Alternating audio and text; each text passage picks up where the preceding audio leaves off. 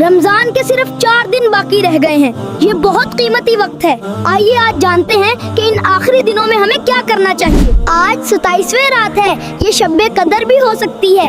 آج رات زیادہ عبادت کریں، دعائیں مانگیں اور قرآن پڑھیں۔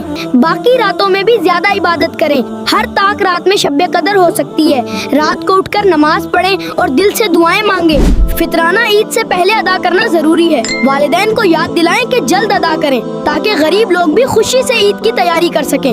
یہ توبہ کا بہترین وقت ہے، اللہ سے معافی مانگیں، اپنی غلطیاں یاد کریں اور دل سے توبہ کریں۔ رمضان بہت جلد ختم ہونے والا ہے، عید کی تیاری شروع کریں، گھر کی صفائی کریں، والدین کی مدد کریں اور کپڑے تیار کریں، لیکن یاد رکھیں عبادت سب سے زیادہ ہے۔ رمضان کے صرف 4 دن باقی ہیں، اس وقت کو عبادت، دعا، توبہ اور نیکیوں میں گزاریں تاکہ رمضان سے بھرپور فائدہ حاصل کریں۔ اگر آپ کو یہ ویڈیو پسند آئی تو لائک کریں، صدقہ جاریہ سمجھ کر شیئر کریں، کمنٹ میں رائے دیں۔ فائزہ کڈس کے ساتھ سیکھتے رہیں۔